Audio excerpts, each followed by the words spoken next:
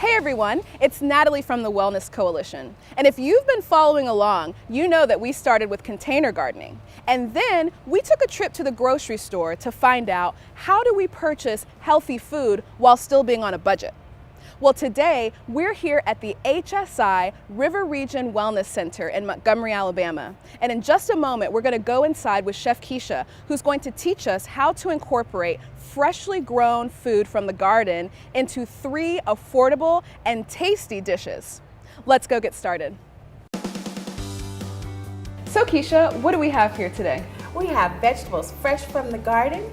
We have yellow squash, tomatoes, green zucchini, onions, kale. We have some rosemary fresh from the garden. Take a smell of that. And it is going to go into an omelet. So we have fresh eggs right here. All right, Keisha, we've got all of our ingredients. What do we do next? So I've been cutting up some of the vegetables that are going into our vegetable saute. I'm finishing now with some kale. And we're gonna saute those in the pan in some olive oil until they're nice and still crispy, so we can still have the vitamins and nutrients from the vegetables without overcooking them. All right. So I'm going to heat up my pan, get a little bit of olive oil. Is that about a teaspoon? About a teaspoon of olive oil. And then I'm gonna cook my vegetables. Getting my pan nice and hot. And I'll move it around quickly so that my vegetables still stay bright in color and not too mushy. So I've got the zucchini in here, the yellow squash, the bell peppers, the tomatoes, some onion, and I'm moving it around. And you're gonna see how our kale goes from a dull green to a bright green, but not to the army green. By then, it's cooked too much. Okay. So Keisha, why don't we want to cook the vegetables too much? Why do you still want them to have that firm, slightly crisp texture? That's a very good question, Natalie. If you cook them too much, you're not going to get the same nutrient value from them.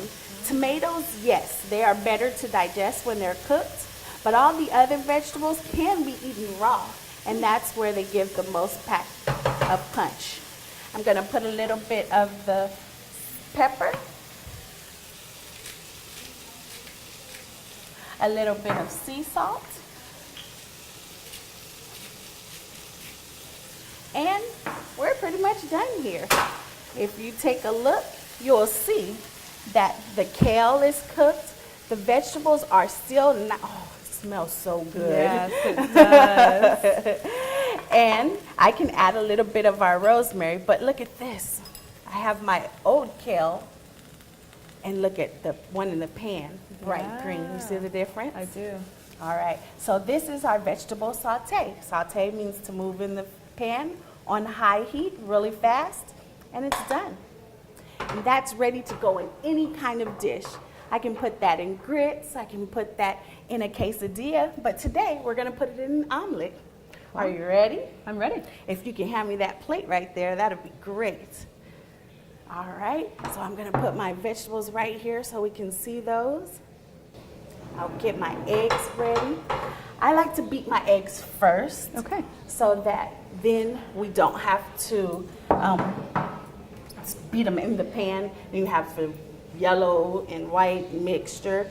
So I'll crack it, break it into the bowl.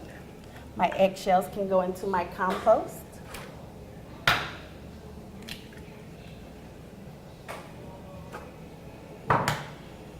So are we using 3 eggs today, Keisha? We're gonna use 3 eggs.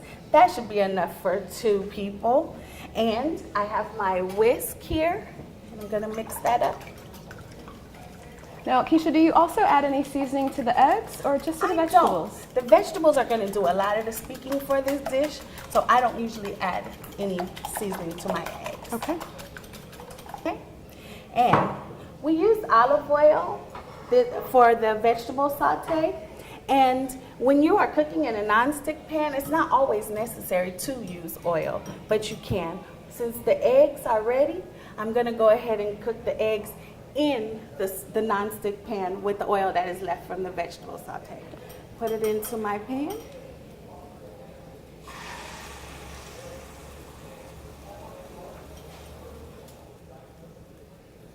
So I'm gonna let that cook until I can see it bubbling some and I can loosen the sides. This is for an omelet, but you can do an easy scramble by putting your eggs in the pan and putting the vegetables in there, and you have the same type of dish. Okay.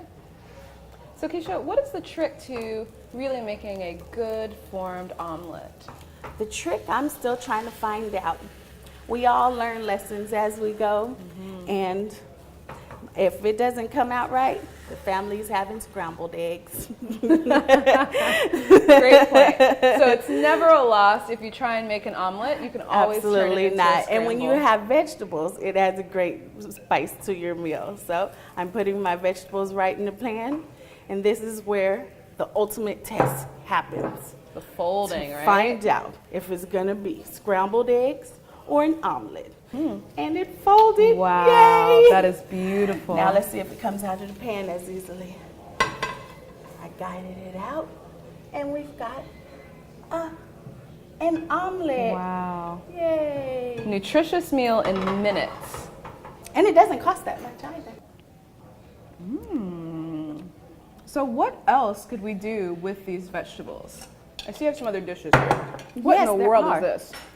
Those are my garden party grits. It's made from the same saute. I just mixed it into the grits when they were finished, and you can serve that with or without cheese. Another dish that you can make and that the kids will love for snack after school or just a meal is a quesadilla. It's the same vegetables inside a wheat tortilla Okay. with a little bit of cheese, and you have a quesadilla. Wow, so simple and so tasty. And affordable too. So if people want to know more, they can go to thewellnesscoalition.org, where they can look at the videos on container gardening or our grocery trip that Keisha and I took earlier.